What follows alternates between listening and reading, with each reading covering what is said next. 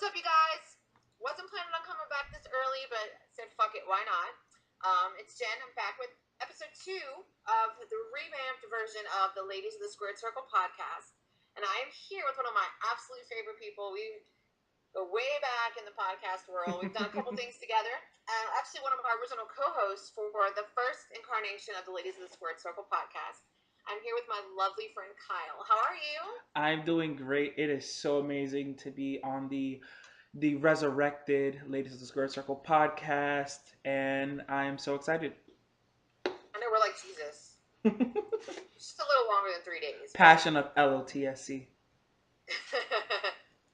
Passion of the Christ 2. Jesus Strikes Back. So, what has been going on with you? Because I know you had a lot going on since we last talked to you. So, fill us in. What's the happenings with you? Okay, so what's going on with me is that I'm actually a wrestler now, and Woo! I've Hey!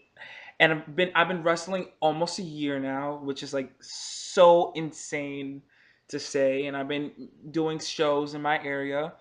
And right now, I wrestle for Hampton Roads Championship Wrestling in Norfolk, Virginia. That's my home promotion, and my character is Billy No Good, and I am a piece of shit, and I like being a piece of shit because I like making bitches pressed. But anyway, I've been doing that, and in wrestling, I've lost 75 pounds now. That's amazing. Thank you. Getting into wrestling will kick your ass, and I know a lot of people think it's so easy to get into it, and I've gotten such a appreciation of the art form, of the sport, of what people go through, and I'm because of this, I'm the biggest Eva Marie supporter ever because Wow. because Please explain that to me. I real will quick. I'm this is how I feel. Wrestling looks so easy on TV, but it is so hard. Doing a roll up is difficult. It's not easy at all. It will break down your body. You wake up sore.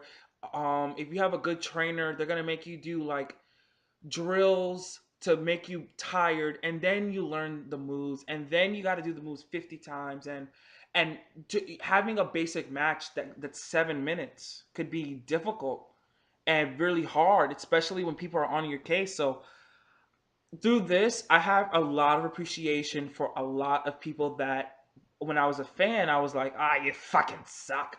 But now it's just you know what? I see the progress. I see why it's challenging, and I see why some people take a lot longer than others. I can see that.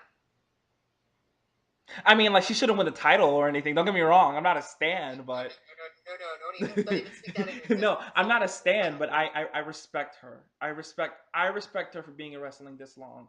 She's been in wrestling almost 3-4 years now, and she hasn't complained or quit. So that's where my respect comes at. That's so awesome. I'm so excited. And I always read your posts and watch your videos, and I'm so excited. I feel so proud. I feel like a proud mom. Oh, thank I love you. seeing my friends try to achieve their goals and reach for the stars because I'm not. So Oh my god. Don't say it like that. get to live vicariously through my friends. Don't worry, you'll be in my Hall of Fame speech. For sure, I'll be a legacy Hall of Famer. Yeah. No one will actually know I got inducted.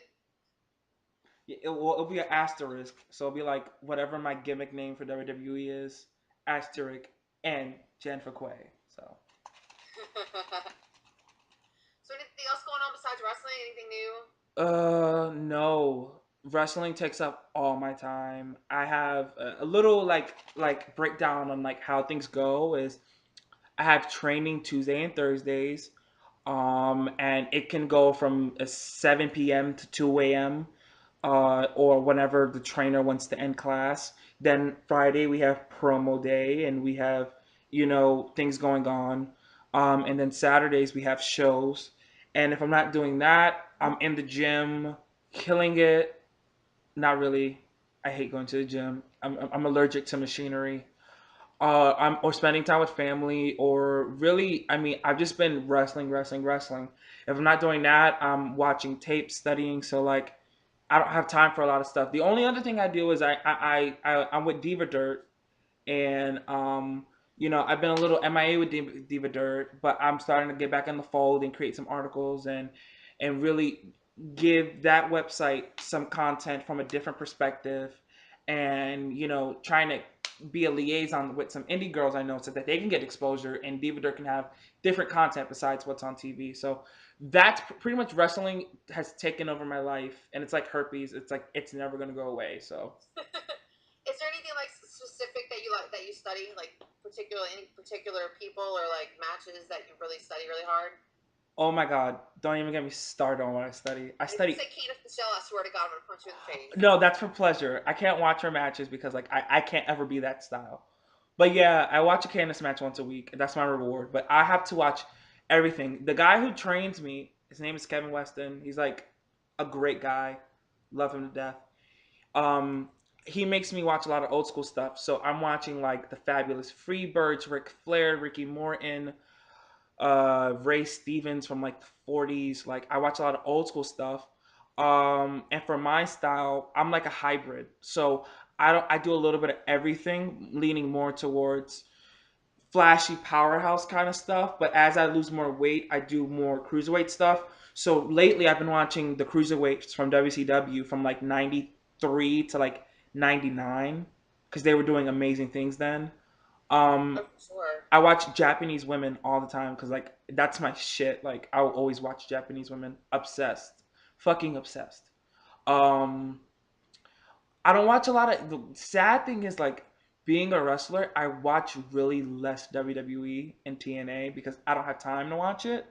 But if I do, like I watch like a little bit of what's going on now, or like if I watch stuff before, it's like I studied like the whole Matt and Jeff Hart. I mean, the whole Matt Hardy Edge messy Twitter feud before Twitter feuds existed. Um, Yeah. that was a good one. I watch every pay per view from 2005 through 2010. I just watch different things, but like if I were to pick like five people that I watch the most, I watch Ric Flair, Chris Jericho, Manami Toyota, Bailey, and the fifth one would be the Freebirds because I'm part of a tag team. So I watch a lot of their tag team stuff because they're kind of similar to what me and my tag partner do. Very cool. I'm just really happy.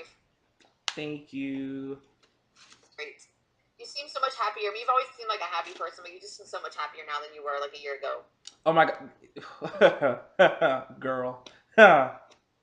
Last year was like the hardest year of my life. Like honestly, I was going through like family things, relationship things, like just like emotional things, mental things, physical, like financial. I was just like in a hurricane, and I needed something to do. Like I needed something to do, and I was always like, I was doing all these things, and I'm like, I really want to wrestle. Why am I not wrestling? And then one day, I looked at myself in the mirror and was like, why aren't you wrestling?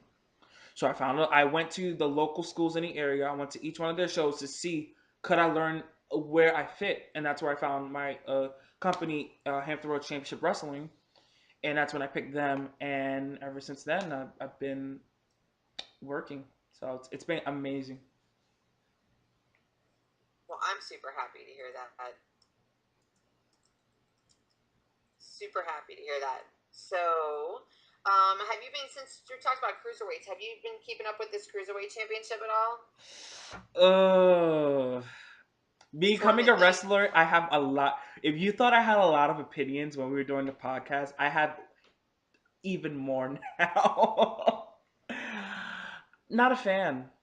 Not a Really? fan because I think I'm watching like for me like now that I know how to break down what a match really is, it's kind of like watching the same match 32 times. I think it's a Hmm. I think outside of that, it's an amazing opportunity. And I'm happy for all the guys that got picked and chosen, and I hope that they're going to hire someone or some people out of this. And I think that's a phenomenal opportunity. So I hope all those guys take the opportunity and run with it. If I was a cruiserweight, I'm like 10 pounds from being a cruiserweight technically. Well, if you use old school rules. If you use new school rules, I got a long way to go. But if I was a cruiserweight, I would try to do something really different. I feel like a lot of guys feel like they need to do a high spot and jump and instead of there's 32 guys. I'm gonna do something so different. I want to do a different approach. I'm not gonna do. We're gonna jump around. I'm not gonna give the people what they want. I want to give them something that they think that they want, not something that they want. I want to give them something that they need. And I feel like just a lot. I mean, I'm not trying to shit on it because I think it's a great opportunity for indie guys. I'm just not a fan of like some of the matches I've seen. I just feel like it's a little bit of the same.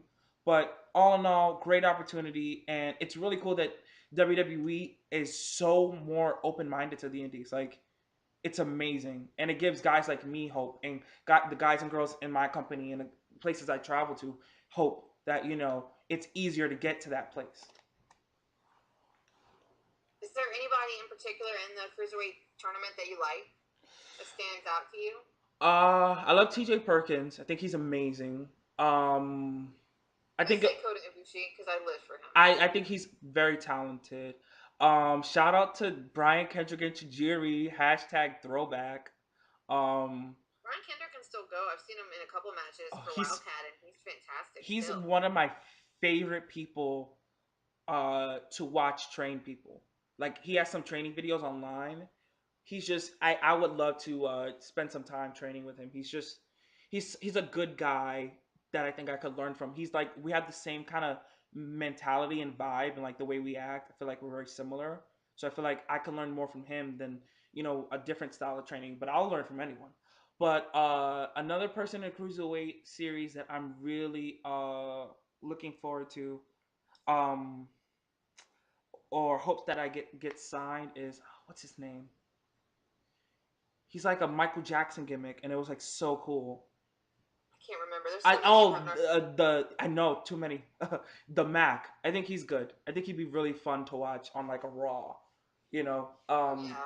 To me, it's just such a cool opportunity. Like I would love to see them do that with the females. I think that I feel like they should have done that because I feel like the women would have gave them different matches. But like I could just like I think that like I've always been a huge women supporter. You know that. But like Oh yeah. now that I'm in wrestling, I'm even more of one because when you see how the indies treat women and how most indies treat women, it's kind of disgusting and it's kind of like really.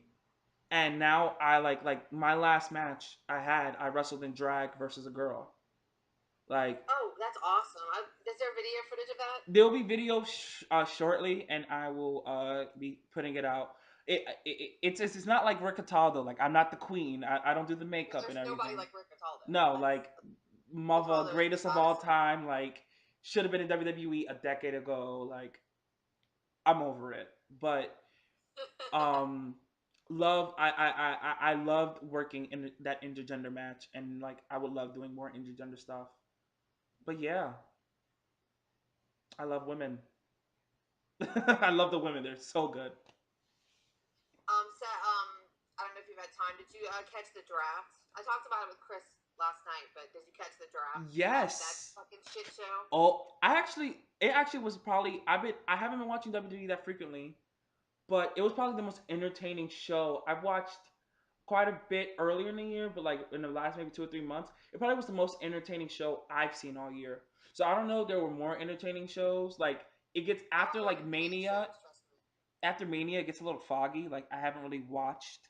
I watch bits and pieces mainly to keep up with like people that I like, like learn from. But uh, I enjoyed it. I thought that the draft was like I thought it was different.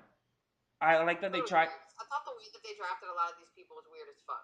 It was odd. The selection order was very like side eye. Like who pissed in whose cornflakes? I love to know. But I'm just like, I mean, I think that for me, I think SmackDown has a really strong women's roster, but I feel like besides that, I feel like SmackDown's roster is very lackluster, minus like American Alpha, and you get like AJ Styles and John Cena, which is good, but I just feel like they're trying to make SmackDown to be this amazing show, and it's just not. I actually disagree. I really love the SmackDown roster. I think they have a lot of good talent, and the best thing about it is that their main event division has like credibility. John Cena, Randy Orton, Dean Ambrose, like those guys are just like so talented and they're so like credible.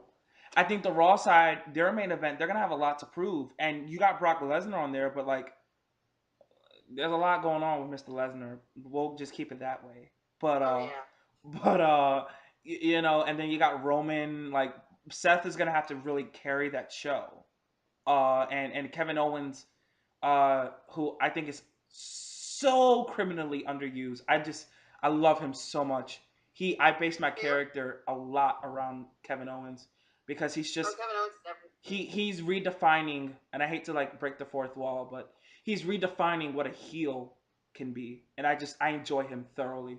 Uh, and I hope that means Chris Jericho gets more main events now because he's on Raw. Because Chris Jericho is my number one favorite of all time. He's Always love him. consistently killing it all the time.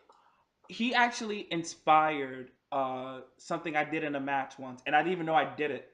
The referee, the person just kicked out, and I went up to the referee and I yelled, "You stupid idiot!" And I had no idea when I watched it back with my friends. I was like, "Oh my god, did I just like copy Chris Jericho?" So then I had to make this post being like, "Everything I've done in my career thus far, I've copied Chris Jericho."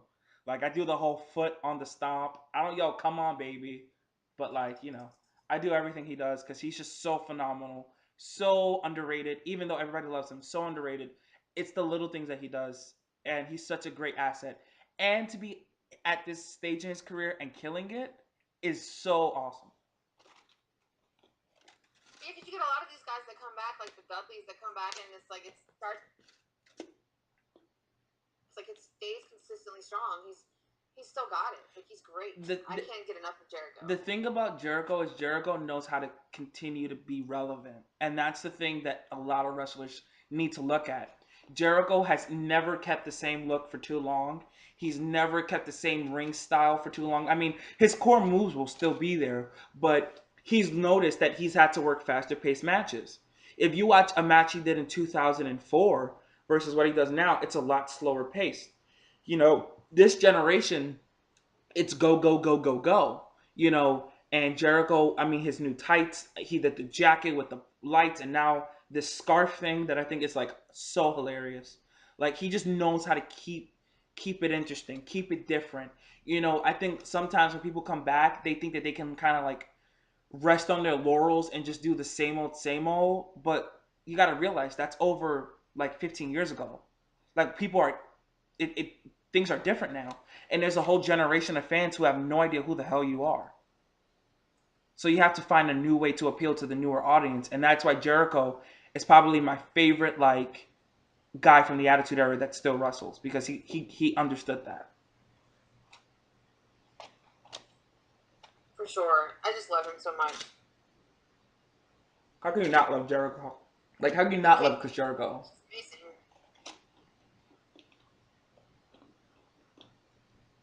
Sorry, I'm texting my mom. Oh, it's all good. She's like, "You want to meet me at Walmart?" I'm like, "Nope." Not so much. I just left Walmart.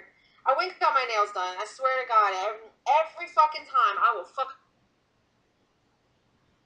up my polish, and I'm annoyed. Oh, wrestling story real quick. Walmart is like an indie wrestler's best friend.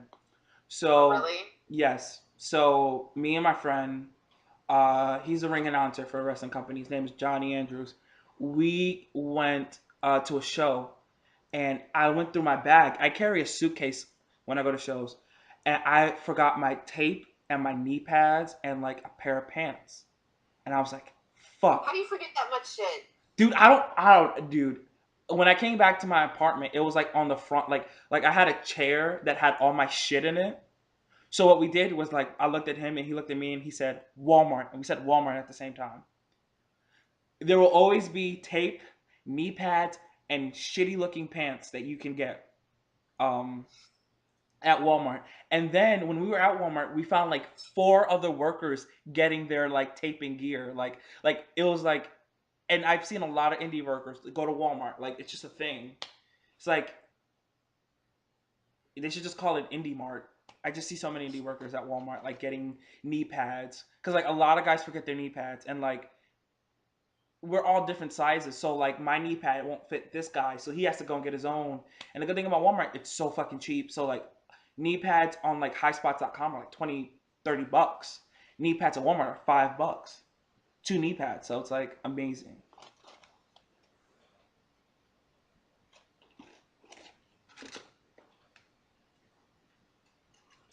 That's awesome. I love Walmart. I really do. You can do everything at Walmart. Yes. Oh my god. I love Walmart and hate Walmart at the same time. Like, the whole time I'm getting my nails done, like, I had to pee so bad, but I don't want to go in their bathroom because it's a horror show. Yeah. Walmart has like questionable bathrooms. That's the one. If there's one thing I will take away from Walmart is that I've never had a pleasant experience in one of their bathrooms. Oh, gross. So I know we're talking, but like I'm reading because I didn't watch tonight. Okay, so Big Brother. I don't know if you're watching. As you said, you haven't watched this season. The season's been like a little crazy, a little different. And what they did was the first 5 people that were evicted, they had this competition. They had actually it was on tonight, and they competed to win a belt. They won a championship belt, and they go back into the house. Oh my god, that's amazing. And the one person I did not want to go back in the house won the belt. Of course. This guy's Victor. He's actually from my town. Wow. Fucking douchebag. Represent, so represent. I'm so mad. Because, of course, all the hundreds of people that freaking from my area that apply for Big Brother, and they pick the biggest douche. It's all about them ratings. He's like a gym manager, so you know he's a douche, like, off the bat. Oh my god. Okay. I hate to be that wrestler, but like the worst place to train if you're traveling or anything is Planet Fitness. It is the worst gym I've ever been to. I hate Planet Fitness. Go ahead. Isn't Planet Fitness not really a real gym, though?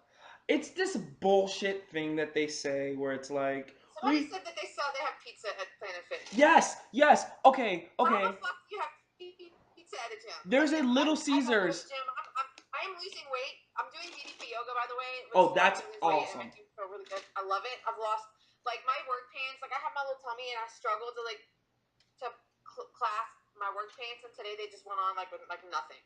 And I lost. It's the first time I put them on in like 5 days, and I put them on, and like the fact that they just like hooked with no problem, I lost my shit. So it's working for me. DDP yoga is total plug to DDP. I'm still able to eat a lot of the same stuff. I'm still eating carbs, and I still drink soda. I just minimized it all. And that's the thing. And I don't drink as much. I'm minimizing stuff. A diet should not be like a consequence. Like I think a lot of people when they go on diets, and that's what I struggled with. When I first I had like this I copied Nikki Bella because Queen, and I had my road to 200 pounds. Like my goal is still to be 200 pounds. When I first started it, I was 305 pounds, and now. And I hit a plateau because like I didn't know how to diet. Like I didn't know that, I would eat veggies and salad and all this stuff and like completely be miserable. And then when I had my cheat day, I would go to Little Caesars and go to Subway and go to Wawa and go to Chick-fil-A and like just pig out because I'm like, this is my day, damn it. But what I learned is everybody needs to find a diet that works for them. So I did. I found this diet. It's called the paleo diet, where you mix certain foods together and other foods you don't. So like one day I'll eat only meats and veggies, and then the other day I'll eat my starches and veggies, and then I'll have 3 cheat meals a week. That works for me. But whatever people need to realize that whatever works for you, you have to figure it out. So like amazing, like kudos to you for like figuring out what works for you because like that's the number one reason why people like struggle with diets is because they feel like they have to do like something that isn't realistic. I'm just eating whatever the fuck I want, just eating in moderation. There you go. Not eating too late, not eating too much. I don't have to eat till I'm stuffed. I can eat till I'm satisfied. There you go. And I eat a lot of fish and veggies, which is really good delicious. For you. I love it, and it's healthy and it's light and it's delicious. I can eat a bag of mixed veggies every day for the rest of my life and have no problem. So good. I just love vegetables. Like I've never been like anti-vegetable, and like my cousin, which I'm gonna fight her, she got me into Brussels sprouts and string beans and asparagus, and I'm like, how? And she's like, well, you like mix it with some butter and some garlic and like saute it. I've been obsessed ever since. If Brussels sprouts were made right, like we have this dish, it's on our like menu at my job, and what it is it's called lemon thyme chicken. It's like a lemon thyme sauce, and it's a grilled chicken breast. You get a little bit of rice, and then it's like there's the sauce, and there's some veggies in there, and they've got Brussels sprouts, and oh my god, it's delicious. and it's one of the healthier items. So I get it all the time. It's so good. I love it. Brussels sprouts have to be cooked right though. They can't just be just anyway. Oh, absolutely. Like I'm picky about vegetables, but like, see, I don't eat salad because I think lettuce and tomatoes are disgusting. So I cannot do salad, but I do like just a lot of steamed veggies, which I think is just as good. I'm a salad head, but like I'm a very like my stomach is set up like I'm pregnant every day. So I have the weirdest taste palette. But like I can't have a salad. If I have a salad and I see that there's a tomato in it, I throw it out. So like I have to my family will make a regular salad and then I'll make like my own salad. And my salad is like I I I don't like lettuce because it has no nutritional value, but spinach is amazing. I love fresh spinach. Like fresh steamed spinach is so good. I love it. Yes. It's my favorite things. I do some spinach, some Parmesan cheese because you got to take the bad with the good, and Rome wasn't built in a day. Some craisins because they're amazing. Some oil and vinegar, just a tad, some oregano, pepper, whatever. And what else do I put in it? Put something else in it. Uh, I forgot what else I put in it, but and then I put like some ranch dressing because everybody should be like Britney Spears. So anyway, um, and I have my salad. And like I unlike feel like Britney I'm though, I watching don't put Cooking. ranch on everything. I can't put ranch on I everything. feel like I'm watching Cooking with Tennille right. Oh my god, Did you ever watch that? Cooking with Tennille is probably the most iconic wrestling related show on YouTube ever. Take that, Z True Long No, Island story. China making smoothies. Oh my god, R.I.P. So I miss that heartbroken. so much. I used to make smoothies with her. I used to watch her videos and make smoothies with her. Oh my god, I'm just happy, and not to change the subject, but just a one little comment. Like I'm just happy she's in a better place.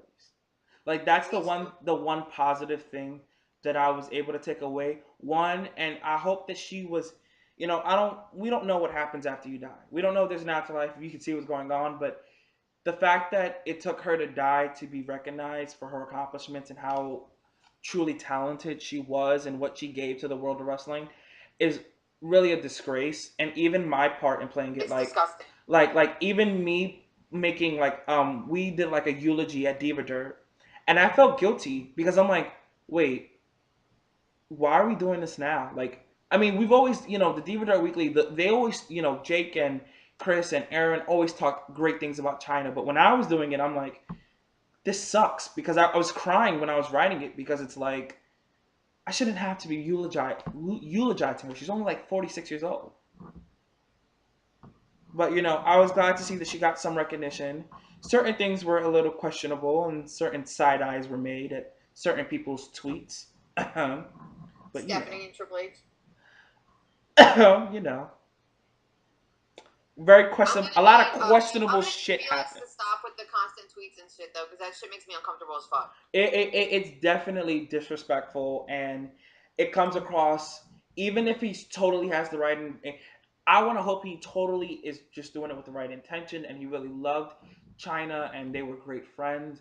But it It comes just up. comes across as extremely self-serving to me. That's what I'm saying. Like I hope that it's from a good place of like I lost my friend, and I just want to keep remembering her. But making people pay to go to a funeral service is really fucking odd. Like, Absolutely disgusting. and to me, that's when I got pissed because one, she wouldn't have wanted any of that. Like, she was too low key. Like, she just had her service and then move on. And I think that's what she would have wanted. She would have wanted her acknowledgement, and she would have wanted life to continue because that's what happens. Life is gonna go on no matter who dies. When I die, life will continue. That's what's gonna happen. But for them to capitalize and still want to put this movie out, and then they filmed when he discovered the body, It's like really gross. I will not watch this movie now. I no, won't do it. absolutely not. I will not give them a dime of my money. I will not give them an ounce of my support because she's gone. She can't give permission for the final film to be made. So you know what? Done. Over.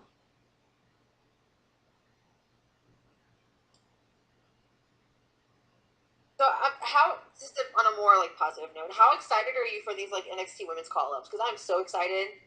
I actually got So emotional.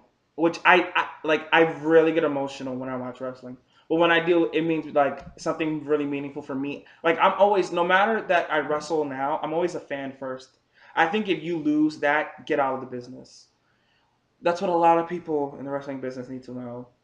And that was directed at certain people, and I meant to be a little shady. But anyway, um, I'm always a fan first. So when Nia, and I love that they surprised the NXT people like they didn't know. I thought that was so great. That it was so candid and real. And Nia Jax, I think, will be an asset to that women's division because I think that her match with Bayley she had on NXT this week proved why she deserved the call up. I think she's capable of Definitely. a. I shit on. I admittedly, it's not that I shit on her. I just maybe thought maybe she wasn't fully ready. But I thought the match this week was great, like really great. And I have the feeling that she may have been holding back, and I in that match you can see that she's learned so much, and I think she'll be in good hands. That Raw Women's Division has some talented veterans that will know how to have good matches, so I think she'll be fine. Um, the other women, a huge shout out to WWE for making a woman in the top three draft pick. Like That was exciting. a little predictable, but it had to be predictable. She's a champion, you know. But you know, I thought that was amazing. Like, I hope that that means that the women are gonna get more. We get multiple women's feuds, and we get a lot of shit going on because they're so talented, and all of them deserve to be doing something.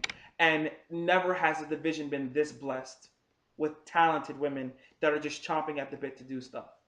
Um, Alexa Bliss, Yes, so I'm so excited. happy.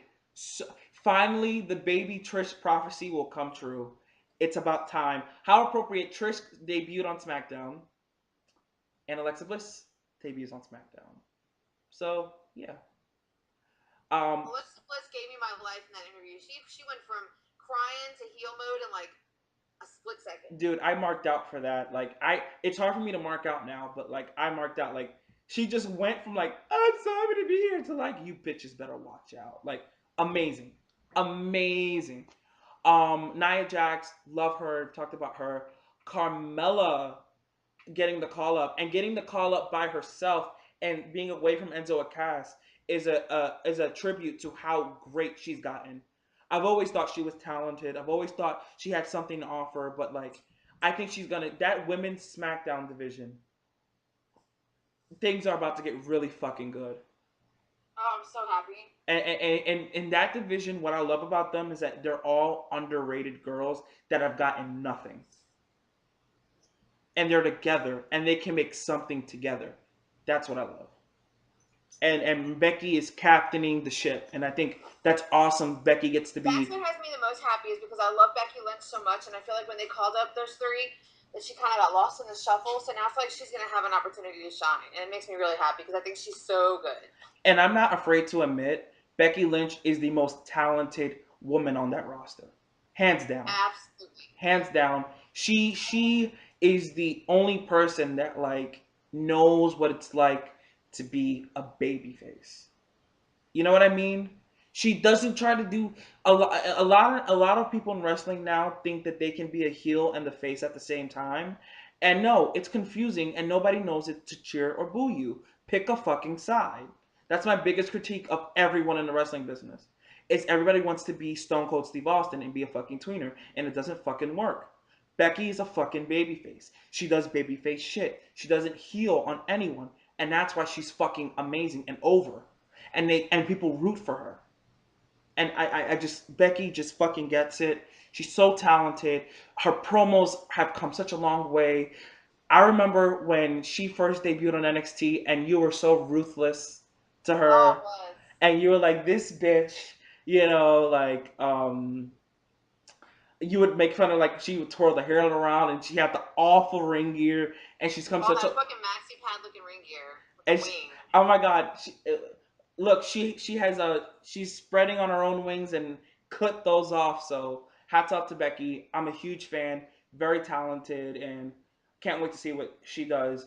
And it's a good thing to have Natty on the SmackDown roster too because Natty is just probably like the most frustrating person to be a fan of because like she just gives you great matches, and then she gets nothing for it. So it's good to see Natty like in such a good spot as like the number one heel on SmackDown. Like, yes. Can I just tell you like how long I waited to meet Natty, and when I finally got to meet her, it was so surreal. Dude, I can imagine. I love Natalia. She's such a great person. She was such a sweetheart. Heard things about Sasha, but she was such a sweetie. They both were just wonderful. It was everything. What I've learned about Sasha, what I've learned about a lot of wrestlers from talking to them and getting to know them is their quote unquote bitchy sides are a lot of times like when it's like put on the internet, they're not put in perspective. So like your favorite CM Punk, like being such a dick, that comes from like let's say you're on a connecting flight and it's 2 a.m. No person with a fucking brain should be at an airport at 2 a.m. when you're connecting from town to town, asking you for an autograph. Nobody sees it from the wrestlers. That's fucking weird. That's really weird. And a lot of times these guys are exhausted, and the people that get the worst reputations are the ones who have the best matches and work the hardest. That are like not nice to fans. You just finished working 20 minutes and you're sweaty and you're tired and you just want to get to where you need to get to, and somebody's asking you for an autograph. Listen, I think that you should totally give back to the fans because they do build your house. They do put the money in your pocket. But there's a certain line that needs to be addressed, and a lot of fans don't realize what that line is. And to come up to someone at 3 o'clock in the morning asking for a picture is very odd and very disrespectful. Now, the people that come before Raws and all that, they're cool because that's an appropriate time to talk to someone. They're awake, they're ready to go. You know what I'm saying? But in the middle of the night or like way too early in the morning, that's really odd. Or if it's their day off, like if wrestlers have Wednesdays off, I believe. So on WWE, they have the wrestlers off on Wednesdays, I believe. I would not bother a wrestler on Wednesday. Respect their one day off. They're entertaining you the other six. The fans are a little bit too much of the whole me, and they don't remember that these people are human beings with feelings and need to sleep. But I don't think you should like curse someone out, but just be like, I'm not signing your autograph. Leave me alone. Like I agree with people who are not totally nice when it comes to that. But Natalia's like Superwoman, so she's gonna like sign an autograph like in the middle of a funeral. So the bitch could be like sleeping and like sign that shit in her fucking sleep. Like she don't fuck around. And take a selfie. So And take a selfie. And she was just so great. It was like such an exciting. It was so amazing. I was so happy. How was Mason? Did he enjoy it? Oh, he loved it. He just loved Natty. I have the picture I posted, and I want to know what they were talking about because, like, it's on my Facebook page. Like, the look that Sasha and Mason are giving each other was hilarious. It looks like they're giving each other side eye, and it's so funny. Oh my god! Well, sorry, eating ice. Well, he is your child, so he probably said something shady. Oh, Mason's so shady all the time. Like maybe he pointed something out about her edges, but anyways. Her edges are a mess. I'm sorry. Sasha's beautiful, but she needs to do something about her edges.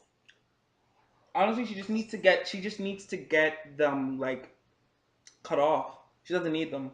If she's gonna wear like that weave the way she does, she doesn't need them. She just needs to sew it tighter. But only been raised by women my whole life. Mason takes his wrestling like he's not as big into WWE as I am. He's really into Wildkat Sports. That's his favorite. And he has very strong feelings about some of the people in Wildkat Sports. Like, there's this one dude, Danny Flamingo, who's, like, my favorite heel. He's hilarious. He comes out to that song from the 90s, Another Night by Real McCoy. Oh, my God. And, like, he's, like, such a good heel. And Mason hates him. Like, I've never seen him hate a heel as much as he hates him. Except for Kevin Owens. Like, Kevin Owens and Danny Flamingo are, like, tied neck and neck for the people that Mason hates the most. Oh. And he will get, like, legitimately angry when you talk about them. Like, the other day I was working out and I was exercising. I always exercise to, like, 90s dance music because it's really fun. And it gets me pumped up. And that song came on my playlist and he was so pissed. He's like, turn it off now. And I'm like, why? He's like, that's Danny Flamingo's music and I hate him. He's freaking awful. I want him to die. Oh, serious business. Heels have so much more fun. Oh. Wildcat's just more fun than WWE just because it's smaller, it's more intimate, and like they have really great matches. So I'm excited. Tomorrow night it's gonna be really good. If you're local, check it out. Grace starts at 7, doors open at 6. Soraya Knight's gonna be there. Queen, legendary. I'm like living for. She is my all-time favorite women's wrestler, honestly, and she's incredible, and I'm so excited. The $1 Million Man, Ted DiBiase, is going to be there. Max Strong, just interesting. He's such a fox still. He could get all this. Loves it. Loves it. Loves it. Loves it. So I'm super excited. That's cool. It's gonna be a fun show. Hashtag support indie wrestling. Hashtag, and this is where I'm gonna get on a soapbox real quick. Do it. A lot of people in the Twitter world and like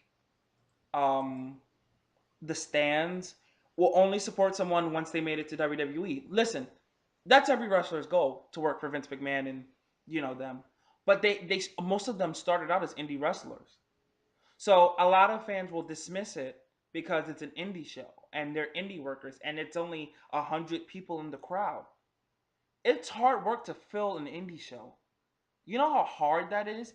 And in certain companies, when you're in like dry spots in wrestling, that's a really hard thing to do. So don't discredit people because they're indie wrestlers. Sasha Banks was an indie wrestler, darling. So was Natty. So was Becky. Dean Ambrose was an indie wrestler. All these people that you go Google Gaga over on TV that I respect and love and admired, I'm not taking away their accomplishments, but they once were wrestling in front of small crowds. So they haven't forgotten that, neither should you. This is my thing about it, is like, it's so easy for people to, drop $100 on a WWE ticket, but they're not willing to drop $10, $15, maybe 20 at most of the time on an indie show. And I feel like when you're paying money to see an indie show, you're investing into these people. You're saying, I believe in you and I believe that you can do something with your life, and you're putting your money in. Whenever you go to a show and when you go to indie shows, they charge you for autographs and pictures. You know what? You're investing into their future. So why the fuck not? I have no problem going to an indie show, dropping $10, $15 and paying, for pictures and autographs. Even for people that I don't really care that much about, I'll very easily drop, here's $10.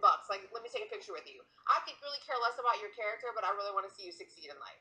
And that's amazing. The people that complain about, and I've always enjoyed indie wrestling, and I've always watched it on the internet, but like I never went to shows. And I've been Facebook friends with Luke Hawx forever, and I always said I was going to go to shows, and never went.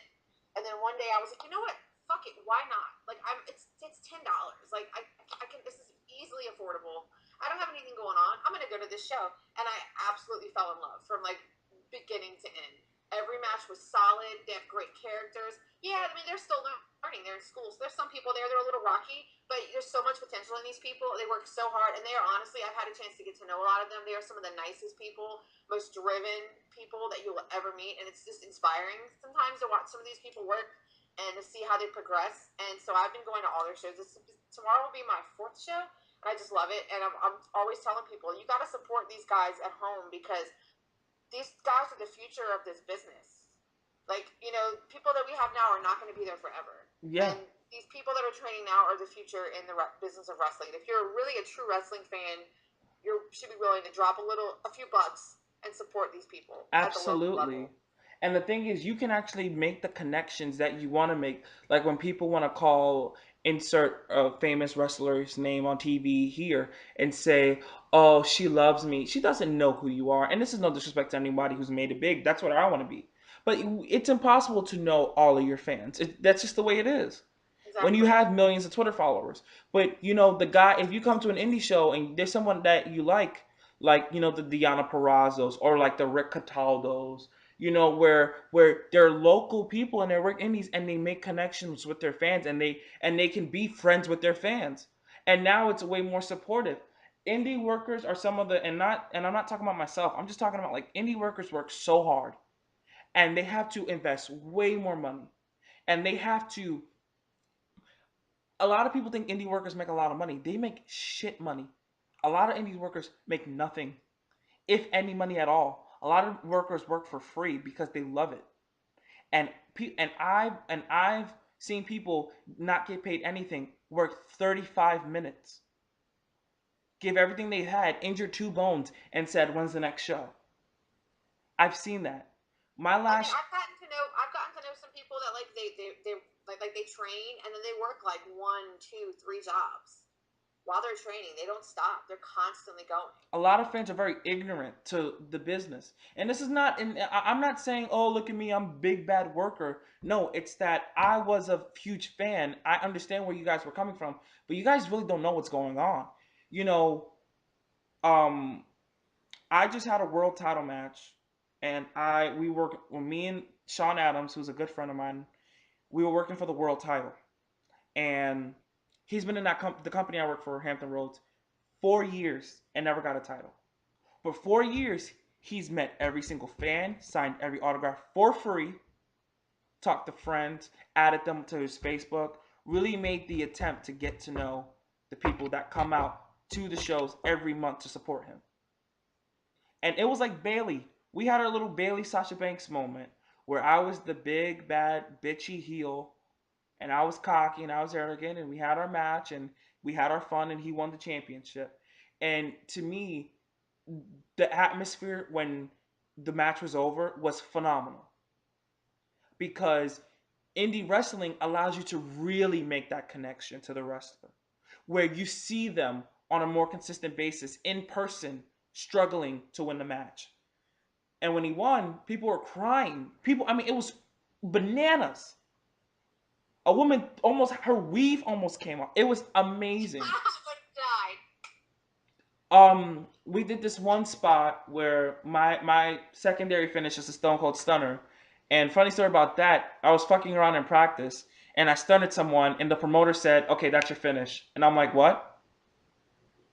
He's like, "Yeah, that's your finish." I'm like, "But like gimmick infringement." And he's like, "I don't give a shit. That's your finish." So like now people like in my matches will say, "Hit him with the stunner." And I'm like, I really was trying to do something else, but okay. But I hit him with the stunner. We did the near fall. They were yelling, "No, no, no, no, no, no." He kicked out and they jumped up. That's what's so great about indie wrestling fans. So like hashtag support indie wrestling because like these guys work so hard and they literally give it everything they have when they're out there. Everything. It's weird. Like I went to over the summer, like I went to my first Wildkat show in March, did Wildkat in May, did WWE, went to Raw in June, and then I went to Wildkat like 2 weeks later.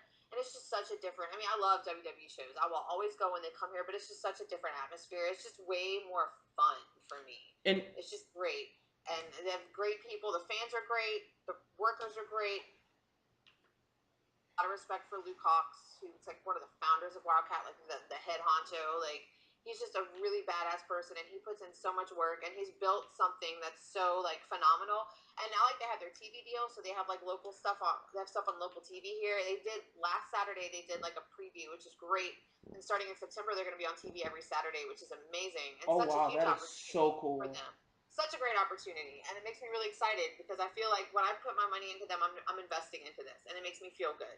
Like I can be a part of it and help see these people's careers progress and help to make them household names. One day, I think there's a lot of people in Wildkat that I watch, and I could really see them like really being something like big, huge, and it makes me excited. It makes me excited because I feel like I'm watching the future every other month. I get a chance to sit for 3 hours, and watch the future of wrestling. So it's great. I'm excited. I can't wait for the show tomorrow. I'm super excited. And this is the thing. The difference in WWE and an indie show is that WWE, and this is not to shit on them because I love them, WWE is sports entertainment. It's way more than just what's going on between those ropes. When you go to an indie show, it is nothing but action. Sometimes a promo here and there, some extra shit, but you're getting just action, action, action, action, action. All the matches you can handle. WWE, they're televised and they're around the world and they have so many different demographics. So like their experience is way more like multimedia, and you can withstand more information and different kinds of information. But indie shows, it's just I want to see two guys beat the shit out of each other. And drink a beer. In WWE, it's I want to see a presentation. I want to see a production. And the business, a lot of guys are bitter towards WWE because they're so great, but it's like there's room for everyone in wrestling. That's the thing. There's room for everyone. For sure. I definitely agree. So yes, guys, support indie wrestling, no matter where you are. If you don't know of any promotions, that's why they have this fancy thing called the internet and Google. Google it, search it, find the indie promotions in your area, support them, support the future of wrestling. Put your money into it, put the effort into it. Trust me, it's worth it. From my experience, from Kyle's experience, it's definitely worth it. It's so great. It makes me happy. So I'm happy I'm doing a show with you so we can talk about this because a lot of people they don't really do that. And like for them, they're like, oh, NXT. That's not indies. I'm sorry. It's not indies. There is literally no difference between what happens on Raw and NXT. It's just there really isn't. It's just different.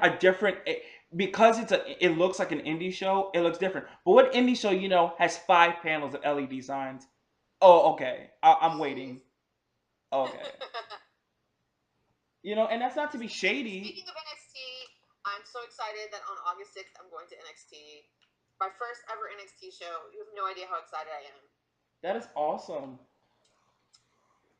It'll be a good show. They always deliver really good shows. I'm a fan of the NXT roster. A lot of hardworking people and a lot of people that have been there forever. I know. And so far, they have the people that they've listed that are going to be there, and I'm like literally marking out that I'm going to get to see Shinsuke Nakamura because I have such a boner for him. I don't know how to explain it, and a lot of people think it's weird, but some people actually say they get it. Like, I think he's so sexually attractive. I think it's just he has swag. And I just love the way he moves in the ring. It's just so, like, I don't know how to explain it. I think he's so... I've been following him since, like, before NXT. He is amazing to watch. The charisma that he has is just unmatched for me by anybody. And I'm so excited I'm going to get to see him. Bayley's supposed to be there. Asuka's going to be there. Austin Aries is going to be there. The Revival is going to be there. All solid. That is awesome. So I'm really excited. I'm a huge fan of the Revival. They're just good. Like certain people, like you can like I like them because they have a great gimmick. I like them because they're just good. I just want to know what happened to Blake and Murphy. A lot of people would want to know what happened to them. I don't know. I just feel like they're a victim of they weren't given anything to do. They're a victim of losing Alexa Bliss because she was the glue that held them together. That is very much true. I just feel like they need something. They just need something. I think that they're very talented in the ring. I mean, they've had some really fun matches, but it's just like there's something missing.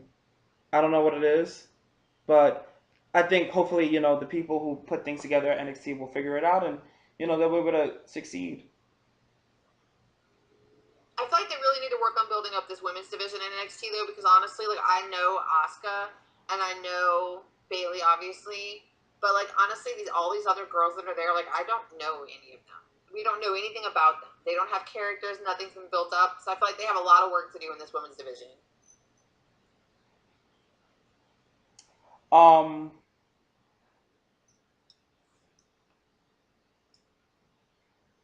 I feel like the loss of Dusty Rhodes has played a lot of part in. So true. It was such a different in NXT. I've always felt there was something lacking in NXT after he passed. To me, it's less stories being told. I think that the matches are always fun, but I don't feel like I'm on a journey when I watch the product anymore. I just feel like, okay, to me, Dusty Rhodes knew how to create characters. He knew how to get stories over. He knew how to present wrestling so that a person who's been watching all their life or for 15 minutes could be invested. And I think that that's something that they're suffering from. I don't think that they have this mentor, this father figure that is talking to them about, life and wrestling and getting every last bit of charisma he could squeeze out of them. Bayley first started and she was so generic. She didn't know what to do. They were going to make her a generic luchador and call her La Luchadora. And she was literally just going to wear a mask and that's it. And then he talked to Bayley and he realized she was a wrestling fan and he realized that she needed to go down the wrestling fan route. And then they added the headband and the side pony and the hugging, and she liked the robots, and they kept adding and kept adding and kept adding, and then she's become the most over woman probably in the history of professional wrestling. So Dusty Rhodes was the Einstein of professional wrestling. Period. Greatest mind to ever be in wrestling, and he's missed. And I wish I could have had the opportunity to meet him. One of my favorite, all of my favorite promos have come from Dusty. And the more like I watch a lot of his matches, and the worst thing about it is that I picked up an awful Dusty Rhodes like impersonation. So like one of my trainers, he likes me to talk in a Dusty voice, and it's just like why? And two, he just incredible, very underrated. Doesn't get a lot of people don't talk a lot about like his ring work or like what he did in the ring, but very very important part of the wrestling business. Probably top three most important people in wrestling ever. Speaking of amazing promo skills, can we just talk about how Enzo Amore is killing it on this main roster? I love Enzo. I think he's great. I think he's so talented, and he's literally such a highlight every time you watch him. Like he's a ball of energy. He's moving around the ring. He's not staying stuck in one place looking at the hard cam. Like he's just going out there and he's having fun. And it all comes so naturally. Did you catch the backstage video, the interview he did backstage at the Cruiserweight Classic? That was so odd and hilarious. And and I was just like, I sat down at my desk for a couple minutes, being like, "What the hell did I just watch?"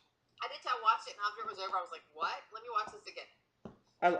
He's just he's gonna he I expect a lot of great things from him in the future. He's just so much fun. And as much as I hated his injury because it could have gone so much worse, I feel like Cass is really coming to his own too.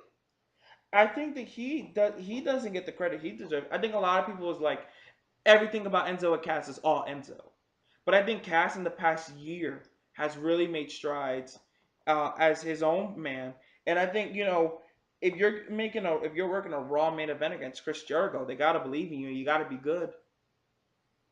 You know, I think I was scared that they were gonna split them up because Cass was doing so well by himself, but they're like peanut butter and jelly. They're like Trump and not becoming president. It's just meant to be. Like I enjoy them. They're probably one of my favorite tag teams of all time.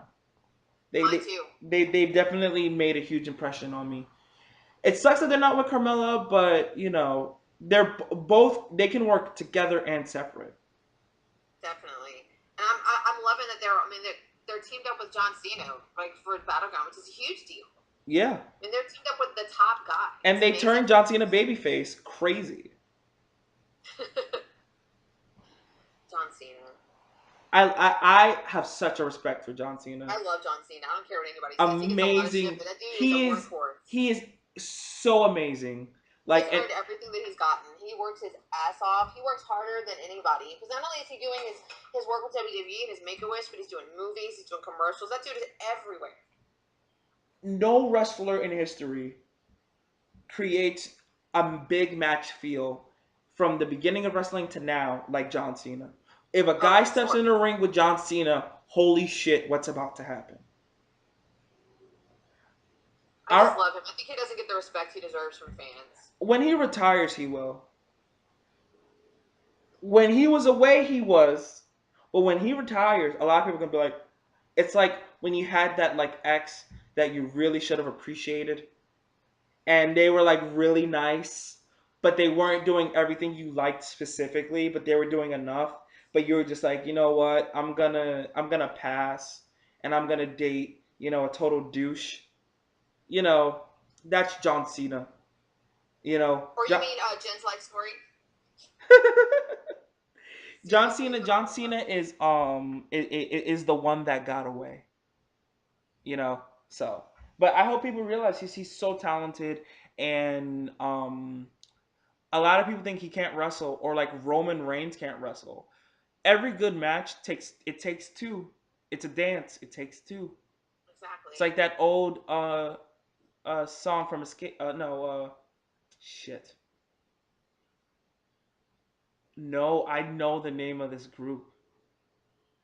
The song. I know, no, I know the song. I know. I need to know the name of the group because Michelle Massage will kill Bass. me. I'm thinking of that. It takes two to make a thing go Yeah, right. it takes Yeah, two rock, to make bass, it. and I forget the rest it was. Well, you know that it takes two to make a thing go around. John Cena is an incredible worker. Period. Yes. It takes two to make it out of sight. Ah. So you know. I love that song. But yeah, so I'm living for John Cena. I think he's great. Have you seen that movie Sisters? No, I haven't. I haven't. Oh my god, he's so funny. He plays a drug dealer and he's hilarious. I'm happy for the guy. He's getting in Favorite more new movies, movies. but when you put him on like a mainstream comedy movie, he fucking kills it. He's so like naturally funny. Have Like you I just seen his little video with Leslie Jones? no. There's this video him and Leslie Jones. Leslie Jones is his like career like life coach. So funny. I'll send you the link to it. Like It I've is seen the video. Did you see the video I posted where he was the life coach or the career coach? yes, that was So funny. he's so like genuinely funny. Like, and he's got a big future ahead of him in movies for sure. Oh Like, yeah, he'll be fucking fine. Trainwreck. That shit. That was funny. That That was. shit was hilarious. The sex scene with Amy Schumer, I died. Could not even deal. I feel like So, John Cena needs to be in a lot more Judd Apatow films. oh, for sure, for sure. Like that's his wheelhouse. I feel like Judd Apatow and John Cena are a match made in heaven. There's this whole scene in Sisters where I think I posted a link to it on Facebook the other day where he's like listing off all the drugs he has in his little like tackle box, and it's so funny. So funny. There's so many movies I need to catch up on. But what I will be catching up on is Absolutely Fabulous that just came out today in America. They're not playing that in the theater here, and I'm pissed. That is such a crock of shit. I know. I just finished watching the whole series over again because I love. Apparently, one of the people from AdFab, I forget the character, is supposed to be on Celebrity Big Brother, which starts in like less than a week, you guys. Yes, Celebrity Big Brother, aka the greatest show known to man, aka the one time I become like a zombie and like manic depressive if my YouTube pirate channel doesn't upload the episode. Well, I'm kind of mad because I usually get all of my stuff from Kick-Ass Torrents. Well, the guy that runs Kick-Ass Torrents got arrested. Oh, so for torrenting? shut the site down. So I'm like, fuck, where am I going to get it from now?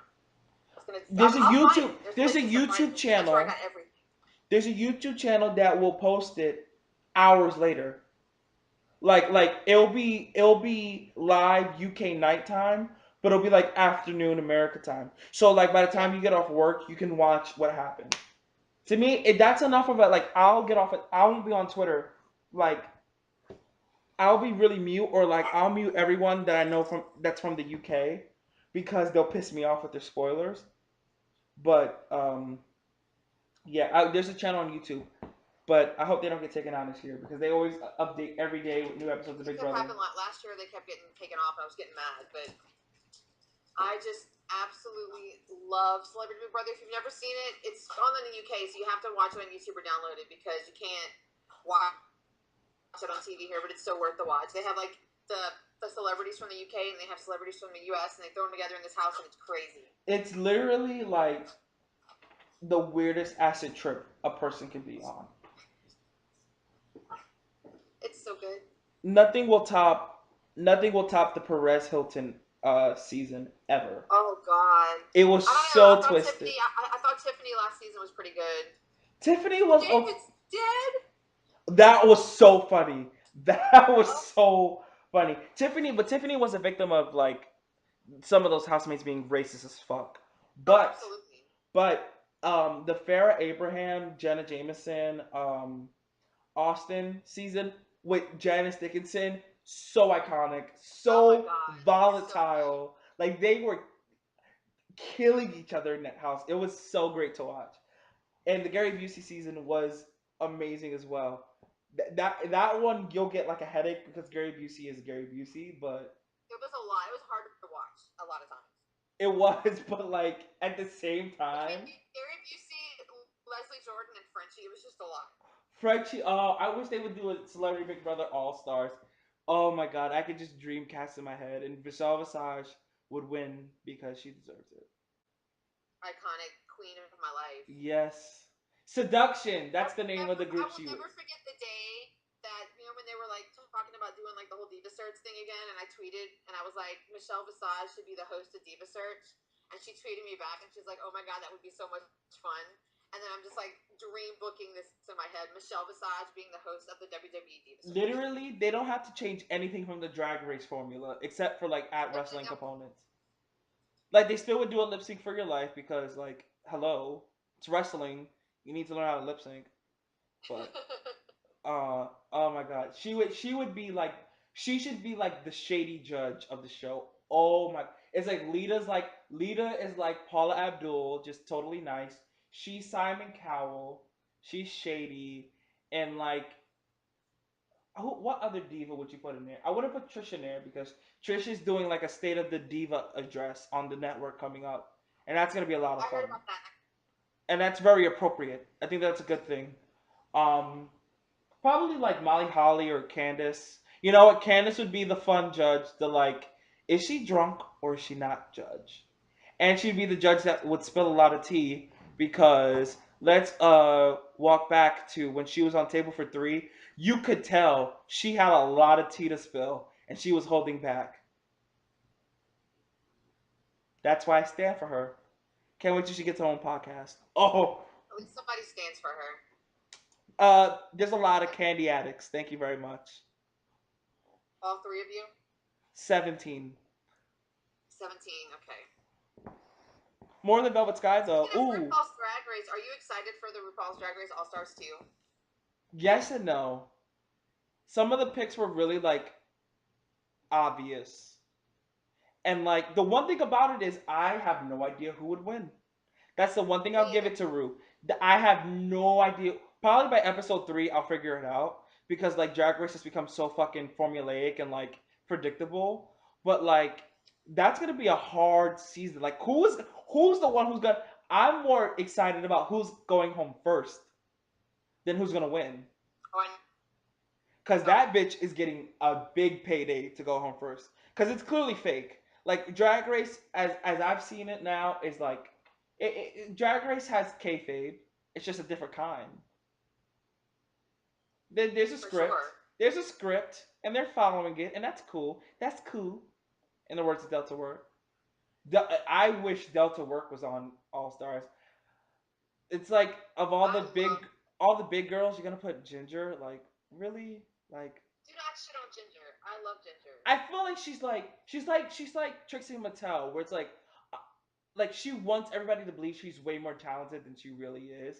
Like Trixie, you're funny, but you're not that funny. That's how I feel about Ginger Midge. Like you're talented, but you're not like that talented. I love Ginger Midge. I can't wait. I'm excited. I used to stan Adore, not a big Adore fan anymore. Just because I'm kind of happy Tatiana got a spot. I always liked Tatiana. Okay, my favorite Tatiana line. Thank you. There's like a compilation on YouTube. She had a lot of shit. Yeah, she was a little basic, but she was gorgeous. Gorgeous. Not even that. Her Britney was probably the best Britney. Sorry, Derek Barry in Snatch Game history. Fucking Derek Barry was garbage. I was very disappointed. Season 8 was. People say season 8 was better than season 7. Season 7 shits on season 8. But it wasn't great. Season 7 was better than season 8. By far. But we knew nothing will ever top season 6. After we got season 6, it's all downhill. Yeah, pretty Bianca, freaking Hurricane Bianca. I can't wait till that movie comes out. Well, it came out. I'm so excited. I'm so glad Maria was back in New Orleans doing a show and I missed it just because I spend so much money on wrestling that I can't afford to do anything else. It sucks, kind of. I'm saving. All my extra money goes into wrestling.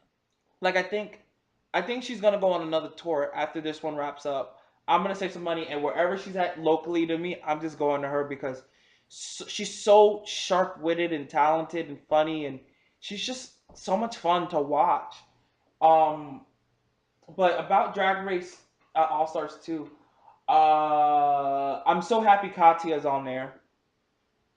Oh my god, Katya was one of my favorites from the last season. She is so crazy talented, though. The thing about her is like she's like 90s alternative documentary like talented. Like a lot of people don't get her, but like I get her. You know what I mean? Like exactly, I do too. She's so amazing. She's a genius and has no idea. Like her YouTube channel, I watch it on the daily. And she should have won. Sorry, Violet. I love Violet. Oh, I thought Violet Chachki was so overrated. Violet earned it. Looks is a terrible person. I just thought she was a little cunty. Who isn't? But you know, I thought she worked hard for that crown. Like I think like that was a hard top group of girls to pick who was gonna win. Like that was a closer race. No, season 7 was harder to call who was gonna win than season 6. After like episode after episode 2. Katya wasn't in the top 3 though. That was bullshit. But I gagged when honestly I would have taken Pearl out and put Katya in her place. I'm surprised Pearl was alive to the end. All the drugs she's on. But anyways, surprised Pearl was able to stay awake long enough. But I gagged when Rue said Katya when they were about to announce the winner. I was like standing up on my chair. I'm like, what is about to happen? And then she like just swerved as it just asked her for water. I don't know. I feel like the show needs a shakeup. Like they need to come up with a new formula. Yeah, because it's kind of gotten a little stale. I mean, it's going on what season? The new season, not counting All Stars, will be season 9. It's gotten a little. They need to change it up a little. Yeah, I think honestly, like Latrice Royale should have won her season, but you know, whatever. To me, there's so many kind of queens that haven't won. A Latin queen, a big queen. Like there's so many types that haven't won, and it's like to me, I feel like season 8 was such a disappointment because like I could call that Bob was gonna win it episode 1. Oh, I knew that. I knew Bob had it from the first episode, which made it really disappointing. It's like season 6 was like, well, Adora's getting better, and Courtney is like fishy as shit. Why wouldn't she win? I'm still bothered. Not that I dislike Adora, but I'm still bothered that she was in the top 3 because she was a fucking mess. She was in the top 3 for. RuPaul explained it best. He said, "I make a television show first, competition second." Adora's on the top because she was on American Idol. She had a following on YouTube. People knew who she was. You know, and Courtney is Courtney Act. Courtney was a name before Drag Race. You know, and Bianca just literally slayed the entire competition effortlessly, and was never like stressed out about anything, which was crazy. Because like everybody else was like, "This is too fucking much," and having wonky eyelashes. Even though like as the years have gone by, I slowly am loving everyone from that season. Like I'm a big Gia Gunn supporter, and I support her in her decision to figure out like what gender she identifies as, and her sobriety, and like Laganja sobriety, and the fact that like Laganja like choreographed that thing that they did with Miley at the VMAs. I thought what a cool opportunity for someone who like really deserves it. Like I was happy for Laganja. I'm excited for Alyssa's return to television.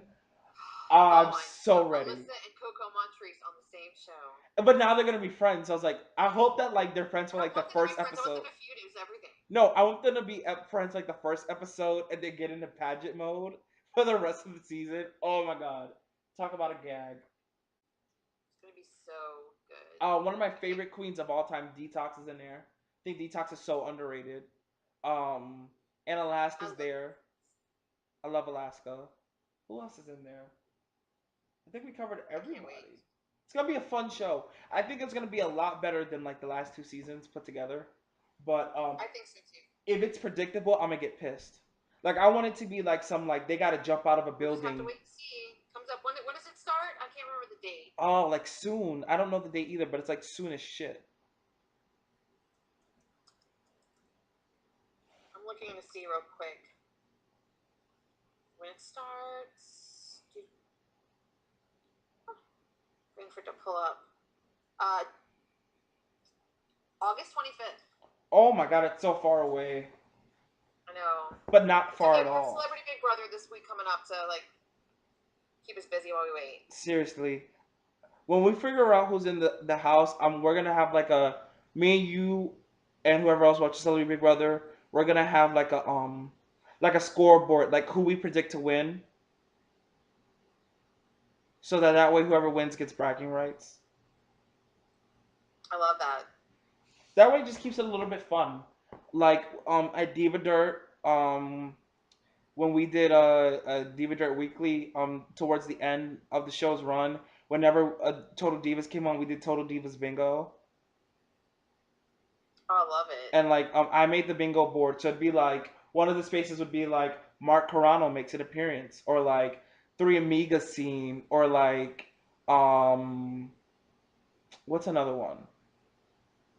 Or like the show is out of like sequential order because the editing was shitty, or Natty and TJ don't, and or like every scene ends in a kiss. What were some of the ones we came up with? They were really fucking funny. Um, oh, what like Brie calls someone a bitch, or like just random shit, and like every. I'm so excited for this new season of Total Divas, by the way. I'm excited for Total Divas, but I think I'm way more this? excited for Total Bellas. Go ahead, I'm sorry. I'm excited for Total Divas, but I'm way more excited for Total Bellas. I can't wait for both. I'm so excited I'm gonna get like double Bellas too, just everything. To me, it's like. Can you believe our fucking queen has been cleared and is gonna be back? I'm very happy for her. I think she's so fucking talented, and she's become this phenomenal wrestler, and she's fucking worked her ass off. And you know, I get mad when people discredit her because of who she's dating. Like she didn't spend time in the gym or in the ring to have these great matches and carry Charlotte to two amazing matches on pay per view. You know, like she's so good. She got so good. Like I can't believe that's the same girl who was a part of the Baywatch Babe triple threat tag team match. I know. Like that's the same girl. And Brie is no slouch either. Like Brie probably will be one of the most underrated women in the history of the WWE. True story. I love them both. I'm just really happy. I'm really happy that Nikki's gonna be back soon. I'm so excited. I'm like WrestleMania 33 prediction. The whole world wants to see it. Nikki Bella versus Bayley. I would love that. I want to book that so bad. I feel like that would just be the perfect match for the women's championship. Nikki Bella is a champion. Sorry, Marks, deal with it. Because like literally, like her gear looks like it's like they designed the title around Nikki Bella. Not gonna lie. I've always said that. Like she will look so good carrying that belt. It's like literally, when other people have touched it, it looks odd. But like, if you like, there's this picture. I think you put it up in the group, Ladies at Square Circle on Facebook. That it was like a picture of her holding the title, like photoshopped, and I'm like, holy shit! It looks like she was born to hold that title. Exactly. I'm so excited for her return. I'm so excited she got cleared and she can have like a good rest of her career and she can really contribute to the division because she's so good. She's so talented. And the Bellas, in my opinion, know how to tell stories better than anyone in the company when it comes to like promos and all that stuff. Because when Brie feuded with Charlotte for the Divas title, I was so invested. Oh, me too. Like Brie, like Nikki knows how to have a better match than Brie. I'll give her that. But Brie knows how to tell a fucking story and get people excited for a match. Like Brie versus Stephanie, probably top 10 best women's feuds ever. Oh, I love that so much.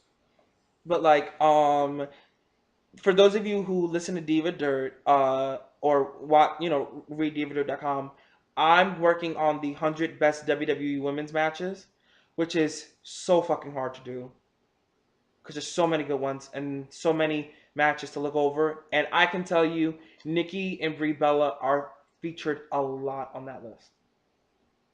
I'm really happy to hear that. And that's not politics, and it's not because I'm a fan. It's because they had great fucking matches.